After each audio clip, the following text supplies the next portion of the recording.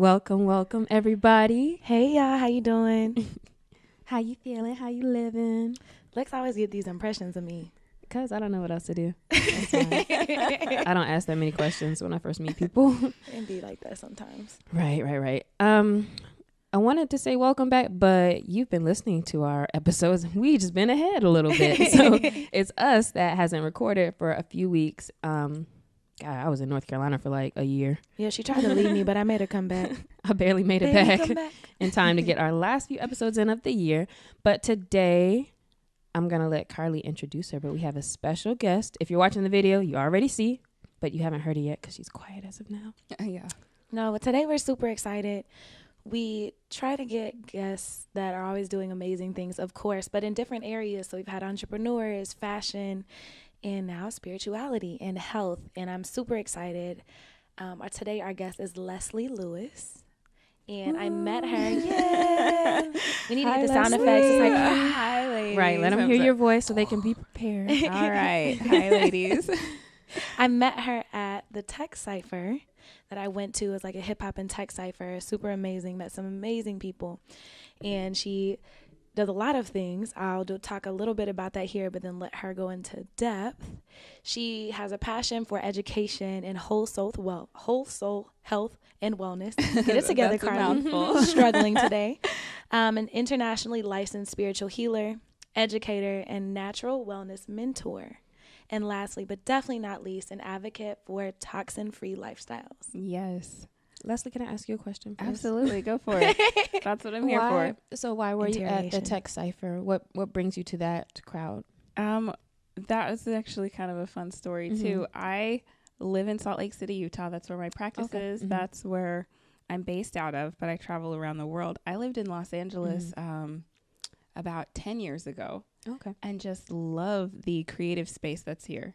I love the energy and the just eclectic group of people that come together to talk about different things and to create art and to do storytelling and all of these things. So I always keep an eye out online for different events that are going on in Los Angeles. It's close enough that I occasionally get in my car, and it's a gorgeous drive from Salt Lake to LA. So there's a lot of just quiet space between here and there. So anytime I need to get away and think, I will look for an event that sounds interesting to me and kind of plan a weekend around it. And that's what brought me to Tech Cipher. But it's also a little bit of a retreat for me to get in my car and just drive. So you like to drive? I do. I do too. I like that. It's a good time to think, like you said. It is. It's just so peaceful. It's a moving meditation. It is. Okay. I like that. Well, I'm glad you guys met because then, Leslie, you emailed us and let us know a little bit more about what you do. And like Carlie said, we have not had any guests to talk about health yet. And while Carlie, you do a lot of practice with wellness as well, I feel like I grew up in a household that might be similar to what you're about to be talking about. Well, they weren't like that forever, but now when I go home, like literally my mom makes her own dishwashing detergent, everything. She works at a lab, but she also does a lot of stuff with essential oils. So like I'm kind of low key mad because at the house I'm like, there's nothing, like they have no microwave, they have no, like everything. If I want to eat something, I have to like cook. It's not even just like put in the oven. I have to like soak the beans before I can actually cook them. Yeah, I love that. They grow food and all that stuff. So I'm like, I'm low key getting pissed off talking about it. But I'm gonna be an advocate for your parents. But hopefully. I felt like I was in a retreat when I was at home, like just visiting, because it was like, oh, I feel good. Like now I'm addicted to like my diffuser. She gave me one of hers, and like I feel like I couldn't even breathe without turning it on. So like all day I just was like. Yo, my diffuser makes my life so happy. But the other day I had a terrible experience. I put too much tea tree oil mixed with my peppermint oil, and I felt like it was cleaning the inside of my lungs. Oh yeah, you're scraping it. Oh, it'll do that. Yeah, too harsh. But I say all that to say, so we're glad that you're actually here, so we can ask like some real questions to somebody who's knowledgeable, have you speak on this. And again, we rather talk about topics when we have somebody, on here who can really get into it. So, yes, absolutely. Awesome. So our first question then is, what do you do? And like, how do you tell people about your work and what that is? So I, in the last couple of years, have broken into my own practice. I started as a global educator, talking about essential oils and natural health and wellness. And speaking on a stage, I felt like there was always that distance between me and the people who really needed individualized help and custom planning for their own situation would always reach out to me, and I didn't really have a platform to work with them. So that's when I started working with clients more individually. So what I do is people come to me and ask for help developing a system, developing a more natural lifestyle that works into what they've already got going on. So it sounds like your parents are pretty like into it. I don't know what their journey was, if they just threw everything out and started like from cold turkey, like no more toxins, it's all out, throw out the microwave, all that stuff. But most people need a little bit of help. And what I found with my clients is that usually they have some sort of life throws them a curveball, and they have a really strong reason why. It always starts with the why. What's your reason? What's your purpose in wanting to get more natural and move away from the substances that we're surrounded by and inundated with? A lot of people have health challenges or have a child with health challenges or emotional struggle, something like a life trauma that throws them into that. But now I'm so excited that we're seeing more and more people volunteering to go that way before life compels them to go that way. We see more people digging the well before they're thirsty. Because a lot of times too, people don't realize, like, for example, constipation, like you don't even realize that until you've experienced something different. Until you feel better, until you feel less mental fog, you know, whatever those things are, and whatever they choose to do, whether it's, you know, like my brother and I will do like all raw foods for 21 days. And then, you know, it's tough a little bit at first, but then you really feel like smarter. And people always think I'm weird when I say, I'm like, yo, you literally feel like you get way quicker. You get your brain back. You get your faculties back. But once you've done that, I feel like then it's easier to be like, okay, and kind of get more into it as well. But you're right. Most of the stories I'll see is, you know, now I have a cancer diagnosis or you know, something happened. And now it's like, well, there has to be other options besides just nuking everything in my body at once. Oh my God. So I can see why a lot of people would come to you from that. How did you actually get into that? Sorry, Carlie. I'm like, dang, Lex. Me and Leslie talking over here. Just on that, I'm not used to being in the middle. I'm sorry. Most people they don't know how good their bodies are designed to feel. It's like when I first got contacts or glasses, I was like, oh my God, I can see blades of grass. Like there's individual blades of grass. And I know that sounds hilarious, but before you get glasses, you don't understand that you can't see until you don't know. And I feel like a lot of health is like that too. Like they don't know that your lower back doesn't have to hurt all the time, that your stomach doesn't have to be messed up every time you eat something. Because when we're raised, like the way that at least I was raised, let me just speak for myself, is we ate the same things all the time and never stopped to think like, oh, if I had an allergen or why this affects me this way, or maybe we shouldn't be eating those things. And so it's really cool, like for your parents and to see people start to make those choices earlier. And when you start doing it, it's like, man, like life is good. Okay, I feel you need great. more intention to do it properly too, because you're just like you said, sometimes that's all you can get to, or that's all you know. It's interesting to me how there's so many food deserts even still, like in LA, in certain areas where you're like, oh, you really just can go into this convenience store and there's not that many vegetables, or no food. There's no, even with the Ralph's, like there's a Ralph's down the street that has a huge produce section, and then there's a Ralph's like maybe 2 miles away where I used to live that literally is a totally different grocery store almost, and what they have available. So you know, I think it's really a lot of education, so it's important what you're doing. How did you get into it? And real quick, to add on to that, you said that most people get into it because they have a why. And also, so how did you get into it? And was there like a why moment for you? Well, I've always been interested in what I didn't have a term for in the beginning. It's called biohacking. And it means that the decisions that you make and the choices that you make you more prone or less prone to see different things show up in your life, whether it's disease or health. It's, if you have a gene for diabetes, does not mean that you will have diabetes show up in your life. It has more to do with the choices that you're making. And just because you don't have that gene doesn't mean it won't show up. It's more about what you're choosing every day. And so I've always been fascinated by that and by self-mastery on a spiritual level. And it came to my first marriage ended terribly. I lost my first husband to addiction. And that was really a time in my life where I felt pretty lost. And I had always I never drank, I never smoked. I was always like very intentional about my body choices. But I don't know if you guys have heard of the divorce diet before, but it's coming up for those of you divorcees. It's that phase right after where you're like eating crap or nothing at all, and you're just kind of barely surviving. So that's where I was, and I lost all of the mental clarity. How long and ago was spiritual focus that I had built up basically over a lifetime. I was just a wreck. That was 5 years ago. I don't know. Okay. I don't really count anymore. Okay. But it was a while ago. It was a husband ago. But at that time, it was like, what is going on? Why have I lost all of the grounding and all of the enrichment that I had worked so hard to gain? And that's when I started to connect food to, like, I was a very practiced meditator. I was a Reiki practitioner at the time. I had clients, and I wasn't able to access those frequencies. I wasn't able to maintain a state of meditation. At that point, before that, I was meditating for about an hour a day. If you've lived with someone with addiction, you have to do certain things to maintain yourself. And I was doing that.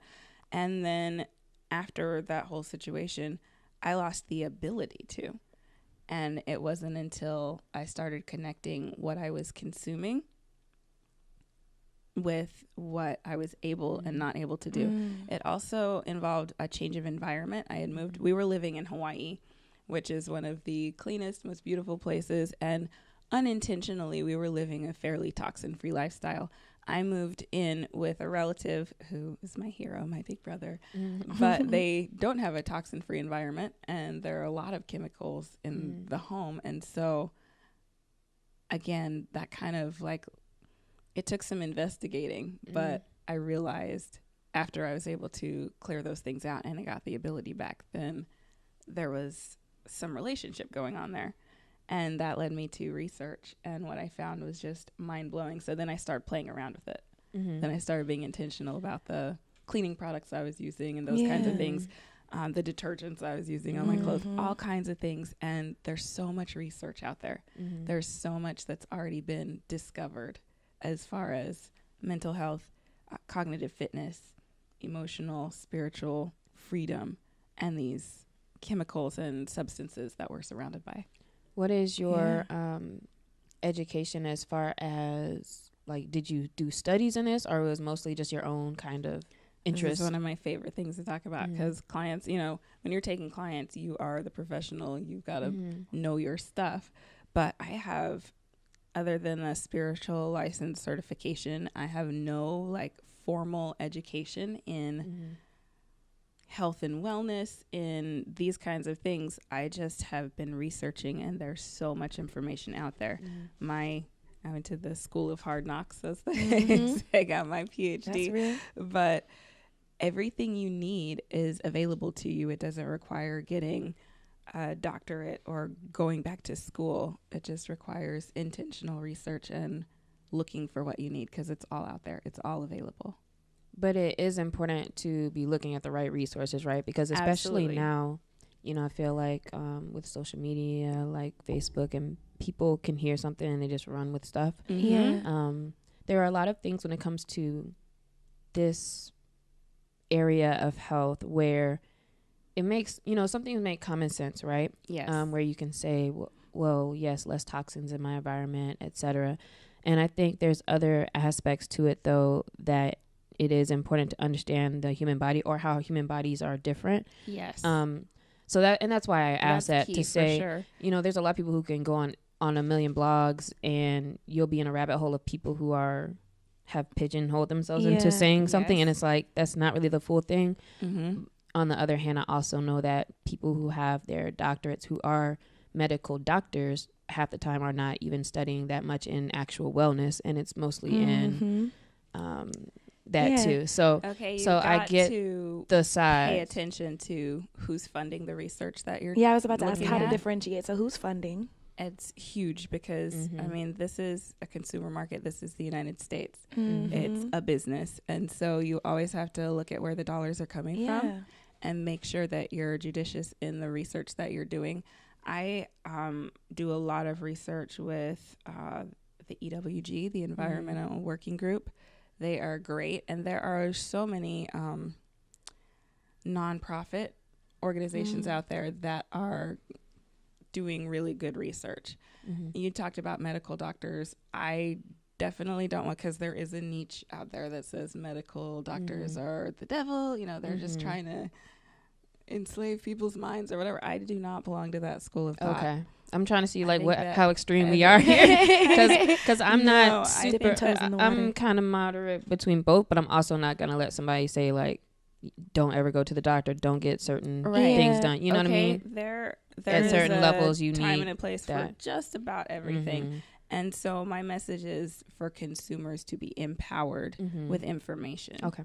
And to definitely get first, second, and third opinions from a variety of different sources. So, yes, I have a trusted medical doctor that I go to, and I bring research, and he reads stuff, and I read stuff, and we share information together. That's dope.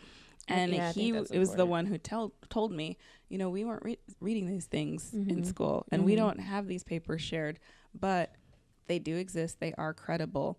And consumers need to be open to that dialogue because doctors are people too. Okay, so. And I think a good doctor, that's a sign of a good doctor, because I was speaking to somebody else while I was at home about similar things to this. And, you know, a good doctor cares about what's working for you. So if somebody comes in and says, oh, well, I changed this and this in my diet, and it may seem like something weird when you maybe had some illness or whatever, but if it's working and I test and, oh, now your blood sugar is more level and this or that, then it's, well, what were you doing? You need to just keep doing that instead of trying to push stuff on you, you know? Right. And that's part of, so I'm in the middle also, like I believe in a lot of the natural remedies and things like that, but you know, there is a balance. I think that's also important for people to realize that you also have agency to speak to your doctor and tell them and to bring research and to question them. Like, you don't automatically have to accept the first thing that they tell you. Like, yes, they have their degree and they're intelligent and they know what they're doing, but a lot of times, and I've been in situations where you can tell doctors are tired and they have the same clients, and so you come in and it's kind of can be like a manufactured thing, like, oh, just take this and you're good. You're like, no, but that doesn't match all my symptoms. Like, I did research and I have this and this is what worked for me last time, and that kind of helps them differentiate. So the onus is not completely on them, but you also have some agency of power. You have agency and that accountability. You're the steward of you yourself, and nobody else has the responsibility to care for your health and wellness but you. I think there's just maybe a difference in personality type of people who would do like that, and people who just go and maybe you have this authority thing where just whatever somebody tells you, it's like, okay, which I don't know. I'm just a questioner. Like, I'm going to question anything and everything. But to what you were saying though, Carlie, too, is, you know, we've been seeing in the news a lot lately too, or it's always been happening, but more attention brought to, you know, women, especially women of color at hospitals and with doctors, and even to your story, like I barely even will go to the doctor unless I'm like really, if it's like a checkup thing or whatever, but like I rarely will go just at the sign of any whatever thing, because half the time that I've been to doctors, it's almost like I have to tell you what to look for, and I don't like that. I feel like I'm wasting my time, and I feel like I'm wasting my money when I'm coming in here, like I'm breaking out into hives, like you expect them to be like, oh, well, it's probably this or this, and they're like, well, what about this, or try this, or try that. Yeah, I'm like, no. WebMD like helps me with that. Right. Like, and I finally, like years later, connected the dots with, at the time being on a birth control pill, and like, oh, it's making, like I have these levels are going higher, and then realizing I had a histamine intolerance. And then I had to like come to them and like, well, what do you think about this? Diagnose yourself. And they're like, oh, it might be, it might not be. But I'm like, but going according to certain things that I will, don't eat as much of, or basically anytime I take any medicine, it goes up too high so that any little thing could be what triggers it. And that's what was hard, because it looked like anything triggered it. But really, it's like when I have too much histamine, it gets to a breaking point where any given thing. It's a combination. But I'm like, I figured it out. So I'm like, all right, like I don't. But then I also thought I was having a heart attack and Googled it before I went to Educator. So whatever. WebMD will tell you that you're dying if you Google any symptoms. Day of the week. Yes. Right. You have some kind of cancer if you go on WebMD.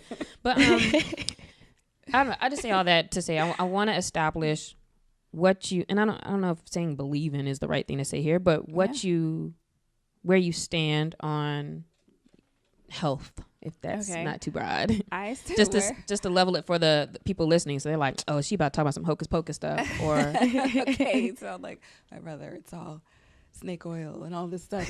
I'm like, what? I mean, actually. Where I stand is that the world at large is a huge, diverse place, and every individual, the ecosystem within is just as diverse, even more so. You've got a whole universe in there, and it's completely diverse. And so there is no one thing that works for everybody except for trial and error and accountability. You've got to go and find what works for you. And that's where I stand on health. If you are happy with the current Western medical philosophy of dissecting and diagnosing under a microscope, and that has worked for you and you're fine with that, then great. But what we're seeing with the general population and the general consumer base is that that is a failing system. And so instead of playing the blame game, I recommend people stand up and look for what works. That's where I'm at. Mm-hmm. Okay. I like that. And was it trial and error and accountability? Mm-hmm. I like that a lot. Yeah. Gone are the days, man. Gone are the days where you can just waltz into your doctor's office, like you said, and let them solve your problems for you, because they may have your medical history, but they don't know you. They don't know what your body and what your mind is capable of. I have never on one of those questionnaires had them ask me what my history is in manifesting wellness for myself, in spiritual self-care, and where I'm at there. And we know from studies that those things have an effect on your physical health. So they're only looking at very specific areas and not the relational, like the relationship between all things. Yeah. And so they have a place. They absolutely are a piece of the puzzle, but they're not the whole picture. It also seems that with doctors, it's way more focused on make you feel comfortable instead of make you well. Instead of find the and covering up. Yeah. Well, what makes you feel bad, but then you always like, so what is it? And it's like, well, it could be, I don't know. You know, and it's like, well, you still don't know what it is, and you're just covering up stuff until your body heals itself, essentially. We're not trying to doctor bash. No, no, but not at all. That's their job. No, but that is their job. Their job is not to produce wellness. Their job is to help their clients feel more comfortable, and there's definitely a place for that. And we were talking about that this morning because I'm not feeling my best. I won't say I'm sick because I'm not claiming that, but I'm not feeling my best. I'm not. Right. But I was like, I don't usually like to take medicine because if I have a headache, there's something going on. That why I have a headache. Your body's trying to tell you something. Yeah, like me just and it's not that you have pills. A Tylenol deficiency. 100%. And me popping pills isn't going to help that. It doesn't fix the underlying thing.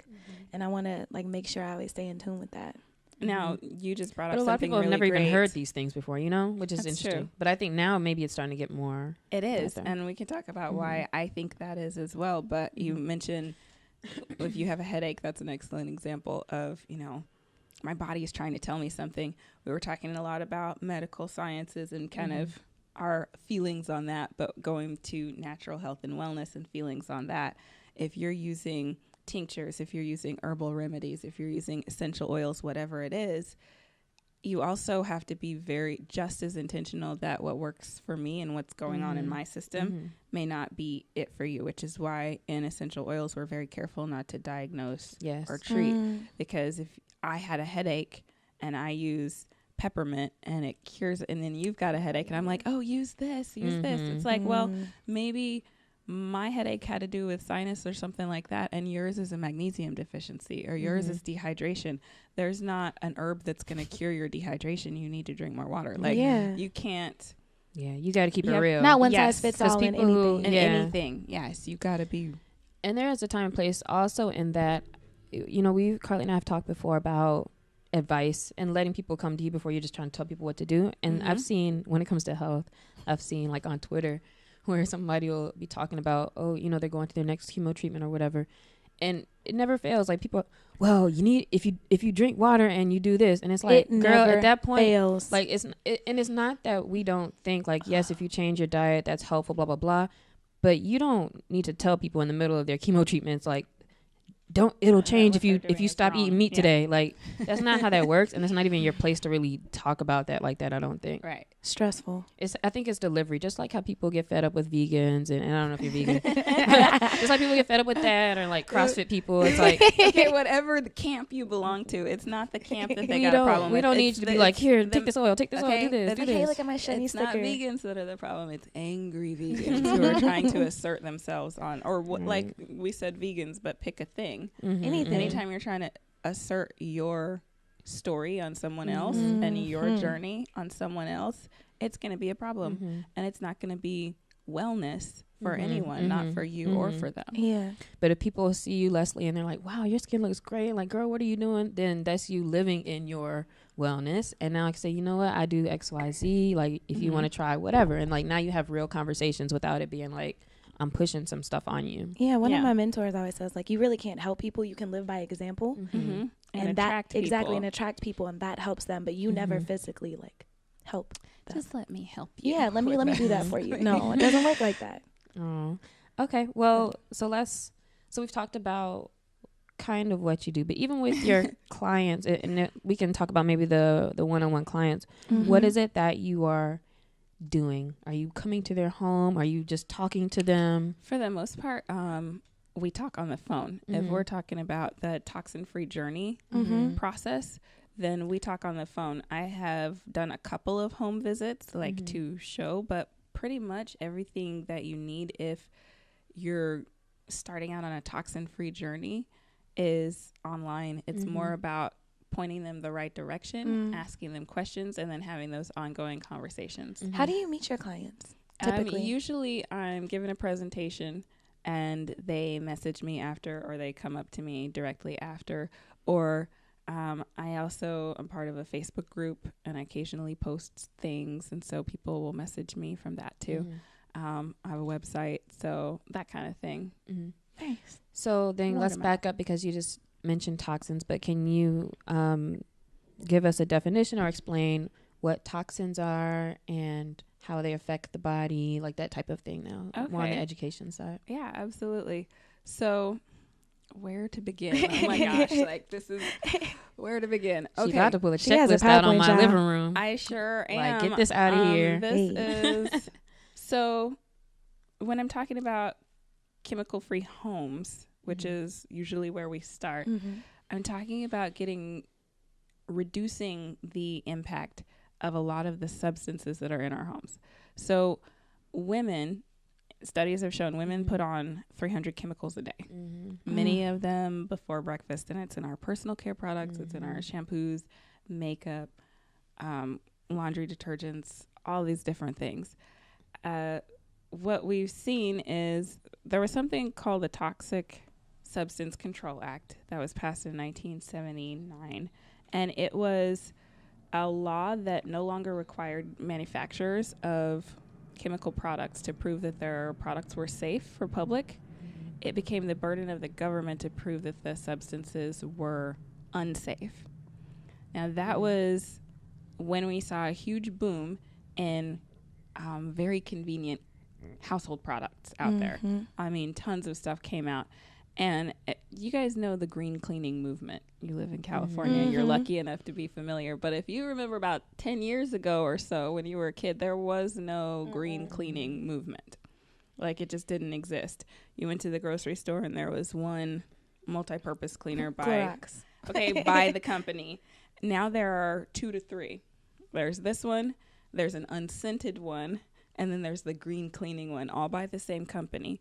Now, anytime you see big manufacturers doing that, that's telling you something. That's a message. And the message is that so many consumers were seeing negative results from the original that it became lucrative for them to produce a second version that had less of whatever it was that was causing the issue. But also to that, how do you feel about the fact that, just like with the gluten-free stuff, for example, there's so many food products that already were gluten-free, but now they put gluten-free on it, right? So also, and that's what I think. Even with these cleaning things, there's a lot of people who, what's the word I'm looking for? That they've done experiment-wise, that will go for something that has green on it, or that puts something on it, or whatever. That green is better. When a lot of times, regulation-wise, it may just mean there's less of something. It may just mean like it's a with something situation where it's not a lot of it, but it's just a little touch of something. Like there's a lot of things you can do around language with labels and the marketing of products. And so also I feel like a lot of that too is a demand for people, that people are buying more of it. So maybe they care, but I don't think it's necessarily like a lot of times it's a lot better product necessarily. It's a vicious cycle. It is. To be honest. There, like if you look at medical census record or medical records, there's a huge upswing in people who are having chemical exposure related illnesses. A lot of the chemicals that they're having these reactions to were not on the market 15, 20 years ago. They weren't available on the market. And so there's enough people that are having, I have a list, it's the dirty dozen of the most harmful chemicals and the most the ones that cause the most allergic reactions. You talked about gluten, and I think that's an excellent example. 50 years ago, what was gluten intolerance? Like, where was that? It wasn't really a thing, but because of the way that these products have changed and the way where our food comes from changes, the modifications that have been done to the food, our bodies in mass are rejecting these things that they were never intended to absorb, to process, to break down, and to get rid of. And so because they've become inundated with lots of these things, we're seeing more and more negative reactions to them. And at the same time, it's like 70% of people don't know what gluten is. So it's weird and it's interesting. But also I think it goes back to funding. So when I did an international research project about like labels and organic and trade barriers and things, a lot of it, like if you look at who funds it, back to earlier we were talking about doing research, a lot of these big companies like fund this because, for example, like tuna what is it, dolphin safe tuna wasn't a thing until bigger companies until awareness. So they started publishing all these ads. Anyways, a lot of the bigger companies put out a lot of the smaller companies out of business because they couldn't pay the fine or whatever to get that on their labels. And so it's so sticky. That there's so many things like that out there. I don't want to say the buzzword, but I'm gonna have to say it. Organic. What does that actually even mean? Okay, it's still organically made in a lab. Exactly. Half the time. Organic. It happened organically in the lab. Okay. Well, so again, it goes back to finding what works for you. And that's why I always bring it back to reality, because theoretically it gets bigger and bigger and bigger. And it becomes this thing that's so unapproachable and so impractical that a lot of people will paralyze themselves just thinking about going toxin free. Like everybody has a concept of it might be better to have less of these things in my home, but I don't know what they are specifically. I don't know what I'm looking for.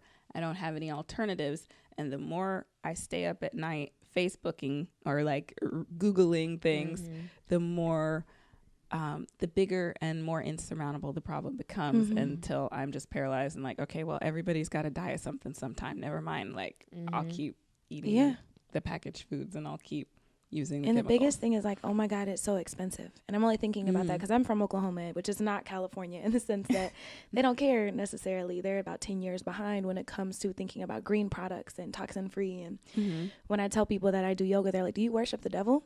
Okay, is that a religion? Yeah. Exactly. No, I do not. Thanks for asking. But I think there's also the concept of like, oh, I can't eat healthy, or I can't eat organic, or I can't use the green products because it's so much more expensive. Well, that is part of my job as well, is helping people understand that it's not less convenient or more expensive. It depends on your planning and the things that you do.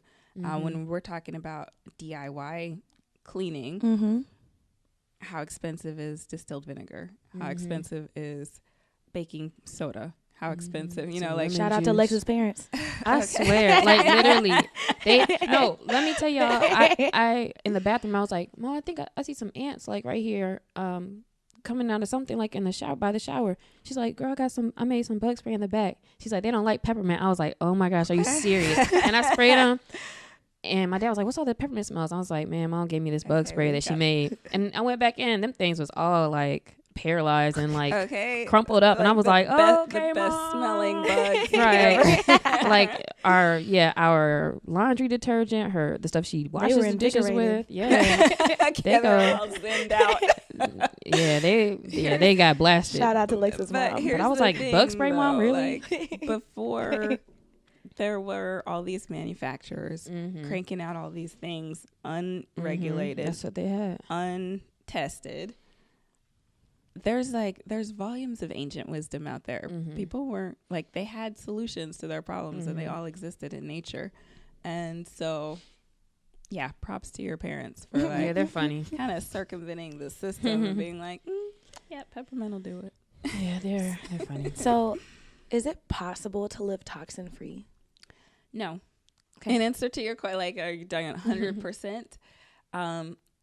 98% of the tissue samples and the blood samples that have been taken in a specific study that I'm thinking about, there are trace amounts of chemicals all throughout due to things like the environment, depending on where you live, air quality. The advent of even air conditioners and indoor air filtration units and things like that that are so far beyond our control. I would say that you don't serve yourself or anyone else from trying to focus on being 100% toxin free. The intention is that every little bit helps, and you've got to find your zen spot. My focus is to help people free their minds, essentially, and get back to good. And you don't have to move to a mountain somewhere or into a cave in Tibet to accomplish that, because I think that's possibly the only place you could go that would be 100% toxin free. Because when you're interacting with people, like, it's just not gonna, not in our modern society, but you don't have to. The good news is you don't have to be 100% toxin free in order to enjoy the benefits of making smarter choices. No, I like that. And you said that you help people free their minds. Like, what's the first step for that? If you want to share some of your knowledge. Yes. Okay. So I'd say the first step is education, because you can't make better choices if you don't know what those better choices are. So one of the first things I do when I have clients, we talk about, what their signs and what their goals are, but we also talk about, I educate them. I send them the Dirty Dozen list, which you can find on my website. But I give them it's clear-potential.com. So www.clear-potential.com. And I issue the 3 cabinet challenge. So you pick any 3 cabinets in your house and you pull out the bottles and products and start looking at labels, just to become aware of what is in your home. Especially if you have little ones in the home, especially if you have elderly that you care for in the home. They're the most susceptible, especially if you have pets in the home. 90% of the calls to poison control have to do with just people not being aware of what's in their homes and what's within reach. So step 1 is become aware. Find out what's there. Step number 2 is to start making some choices. Now, I was intimidated for a long time about like just getting rid of things. So I had to start with already having some solutions that I liked and that I was confident using before I actually got rid of anything. Because some people, they start doing research and they freak out, or they start looking at what's in their makeup, ladies. And they freak out and they throw stuff away, and then they've got no solutions, and then they're frustrated, and then they've kind of backed themselves into this corner of going back to what they're used to. So it's all about preparation. I recommend replacing the things that you use the most frequently and the things that you have the most exposure to. And that's usually the cleaning products. That's where I usually start, because those are the most, like, all over the place. They're the most inundated. They're the ones that are filled with the most xenoestrogens and the most hormone disrupting chemicals, the most endocrine disrupting things are in the things that we're using to clean, which I find that ironic. Does anybody else find that weird? That's super interesting. These are the things we're using to clean our homes with, but they're the ones that are killing us softly. They're the ones that are having the worst effect on us. And that includes detergents, things that you're then going to consume because you know it leaves the residue on your dishes, and then you consume that. Eating off of them. Yeah. The things that you're cleaning your surfaces with, that's floors, countertops, things like that, because you absorb those things through your skin, through the bottoms of your feet. And then, of course, the laundry detergents, because there's a lot of xenoestrogens in that. You guys know what xenoestrogen is? Okay, let's take a little education time out. Ding, So ding. xenoestrogen is basically it mimics estrogen in your system. So you've got estrogen and estrogen receptors, and it's supposed to fit together. Xenoestrogens are endocrine disruptors, meaning they look like estrogen enough. They don't fit quite perfectly, but they fit on that receptor. And so they block it. So that when your body needs real estrogen and it can't call for it, and then if it is able to call for it, the real stuff isn't able to fit. This is one of the biggest problems that we have in the United States. There's so many, like, you can ask your doctor about having too much estrogen in the system and like in your system and what it causes and why it's such a huge problem. Can cause breast production in little boys and in men, can cause little, very young girls to go into their cycle way too early or to have really, really hard entry into their cycle. It can be disruptive to, you know, fully developed women, can be very disruptive to the reproductive system, and in both men and women. And the number one reason why America has such a huge estrogen dominance problem is because of the cleaning supplies. It's because of so you asked what, you know, chemicals specifically and why it's a problem. This is one of them, and medical research has proven that it comes from chemical exposure, and these chemicals are in several of the things in your house. Gotta go check my detergent. Interesting. So cleaning supplies will be the first thing to go through. What are some things, because we already said that we know one size doesn't necessarily fit all, but just to maybe list some things kind of like that people can think about to look for that might be the easier things to start removing or replacing. Start coming out. Okay, I'll pick out just a couple. Well, you said easier. Easy to spot, but really hard to avoid, I think, is fragrances. Anything on your labels that says fragrance or perfume.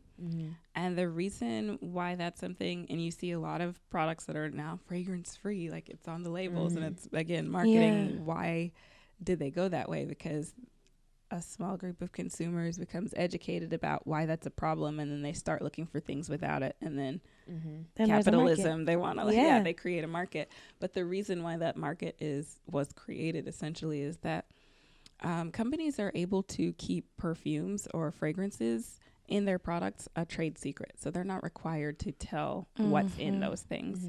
And unfortunately, very frequently we see them hiding things under the umbrella of fragrance that are harmful substances, very harmful chemicals. So go perfume free, go fragrance free when you can. Another one, SLS, so sodium lauryl sulfate. It is a carcinogen, and it's used in foaming cosmetics, shampoos, cleaners. It's a foaming agent. Anything that gets really bubbly, frothy, foamy probably has SLS in it, and that's another substance that's really difficult, especially for young kids. Their endocrine system isn't fully developed to flush these things out, so it can get in there and wreak havoc. And so but even if you do have a fully developed endocrine system, it's not good for you. It's funny how those things become the norm too, because the reason why your toothpaste leaves that tingly fresh feeling in your mouth is like the shit that they put into it, and so they sold it as that's a clean feeling. But when you start shopping at like natural stores and you get that toothpaste, it's so disappointing because it's like, damn, shit's wet. Like, but you don't need that, right? As consumers, we've been conditioned to believe that big bubbles means it's cleaning, but that's not true. And bleach smells clean. Like there's this thing, like people don't think something is clean until you can smell the bleach, chemicals because that's how we until grew you can up. smell the brain cells dying, it is not clean. That's how we were raised. With your shampoos, soaps, all of that, it's like we don't even realize that that's not necessarily like a natural thing for that to happen. That's just something that's been created to develop like a habit forming thing with you to feel like now I'm clean, now I have enough shampoo. When in truth, those bubbles aren't actually doing scrubbing. anything.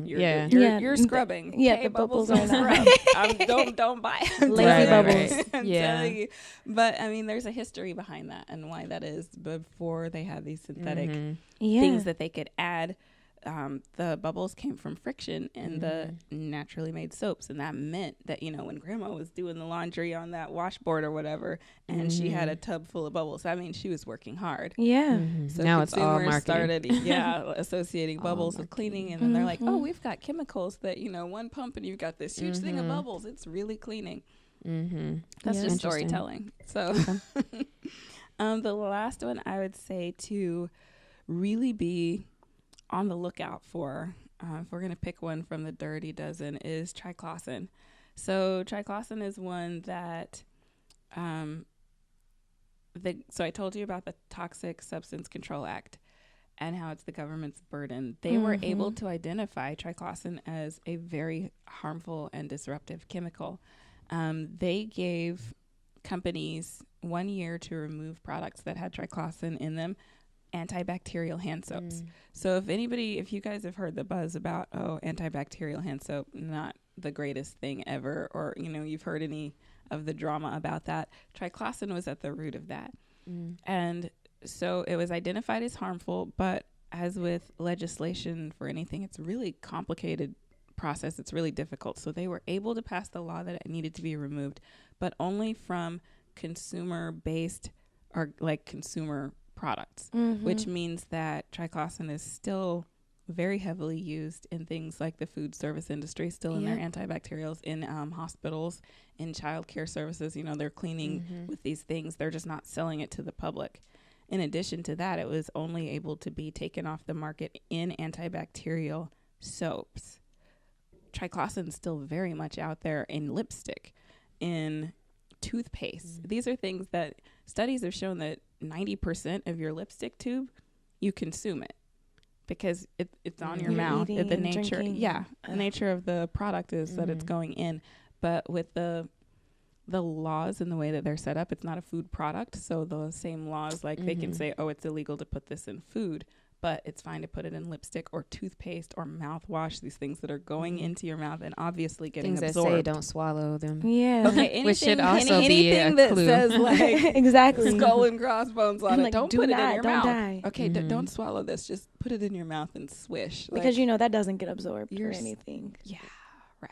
Okay, but it's the same with, you know, your skin. It's the largest organ and it's just a big sponge. So whatever you put on is going to get in. We know that when you inhale things that can be found in your bloodstream in as little as 3 seconds. So just things to think about, to be aware of, so that you can make smarter choices.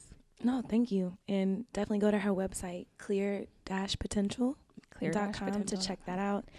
I'm kind of scared to look at all my stuff, and I know I need to. Right. It can be a scary thing, but as long as you know that you're worth it and you know that you deserve. Okay, here's the thing. And I'm going to get on the soapbox just a little bit. Come on. Your body is fighting for you every day. You know that. You know on a cellular level, your body is fighting a good fight. It is fighting off free radicals. It's fighting off all these different toxins that are out there. If you are essentially supplying weapons to the terrorists that are in there, then whose side are you on? Like, you deserve better, and there's better out there, and it's not as hard as you think. So make small choices, like make small commitments, celebrate those small choices. It's the same as it would be with a fitness program or any other goals that you're setting. Baby steps, and celebrate those baby steps, because you do a little bit better, you start to feel a little bit better. And that's the carrot that leads you to do something else and something else and something else until you realize it's been a year and your whole life has changed and you've got your mind back that you didn't realize you had lost. Yes. Come on, life lessons. I love this. No, thank you so much. I'm super excited for your I mean, now seeing that you took over in the beginning, now I'm taking over. Do you wanna? Okay. With your work, do you have like an end goal, or what is your next big milestone you're working End towards? Man, like what gets me going every day and what gets me up and out of bed is just seeing people change their lives for the better. Like when I have stories of people who came to a presentation that I gave or heard a lecture, they were kind of skeptical and they heard just one thing that spoke to them, that resonated with them. You guys know what it feels like when you hear truth.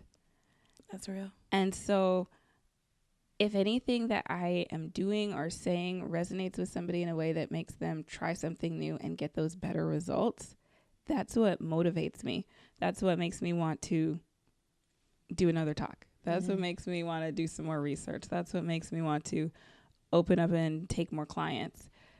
Because at the end of the day, it's about how many people are joining the movement that are going to make the world a better place. That's what gives me energy. That's what fuels me. Cool. I love that. Okay. Well, thank you for educating us on toxins and giving us some ideas and things to think about. Where can people find you outside of the website? Can they connect with you anywhere? Absolutely. Yeah. Shoot me an email. My email address is kind of complicated. I'm really sorry, but I'm going to spell it out for you. It's AKOKAUBEAM, akokabeam at gmail.com. That comes from an Egyptian hieroglyph. So okay. And are you on social media at all? I am. Not as often as I should be, but, I'm not going to make you give it out if you're not going to be there. Yeah. Hey, I post recipes, so you can follow me at Leslie YL. Okay. On Facebook, and on Instagram, it's leslie.j.l.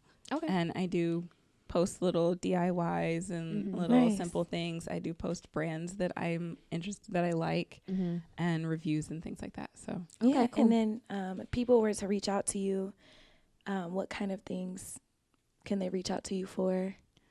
They can reach out to me for any kind of advice on how to, like, what's the next step.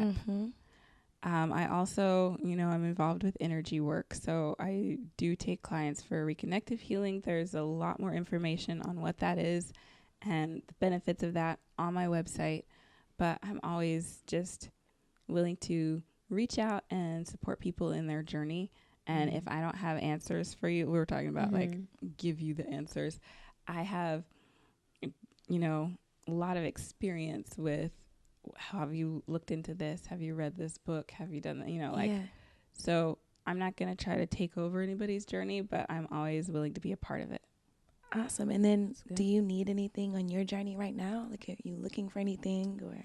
Oh man. Next greatest adventure. Right now, what I'm looking for is, I think my next, and I've been kind of playing around with this idea because I've always loved film, and I've got several friends who are documentary artists. I'm always looking for people who, well, not always looking for, but getting ready to look for some people who are willing to share their wellness journey, like who haven't really started. They've had something kind of holding them back. Looking for a couple of clients who are willing to walk that out in a public way and let people learn from them. Yeah, that's important, especially now, having the visuals and the storytelling. The visibility. Because even when you go to presentations and things, anything about health, it's not really until you see like befores and after, or now this person doesn't take 50 prescriptions, and then you start thinking like, okay, and I didn't start till after, like as far as documenting my own journey so heavily. So we want to we want to have some clearer examples of what could be. Okay. I love that. And at the end of every episode, we do a question of the week, and so we'll ask the question and you guys can answer it. And our listeners, answer it for yourself. But this week's question is, what thoughts are coloring my world? Carlie? Of course. She only asked that so she can look at me first. What thoughts are coloring my world? Right now, I'd say gratitude. My birthday is coming up. It's after this episode. It's after. Okay. So, dang, I messed that up, y'all. My bad. It's been your birthday when this comes out. I just turned 30, and I'm just so immensely grateful for all of the people in my life, for all of the opportunities. Just like overwhelmingly grateful. Like my cup definitely runneth over, and that colors my world like rainbow. Because everybody in my life are different colors, and they just brighten it and make me so grateful to have them like on this journey. That's good. I love that. I'll go next so we can end with you as the guest. What thoughts are coloring my world? I would say the thoughts that everything is fine. So for me, it's weird because like life situations feel like they're terrible, but also at the same time I feel better than I have before when it, you know what I mean? I don't know how to explain it, but it's like Progress. I don't know if this is maybe worse because I'm apathetic, but like I'm just like, okay, like No. I feel good and I feel fine and everything's like fine. So You are fine, Lex. thank you.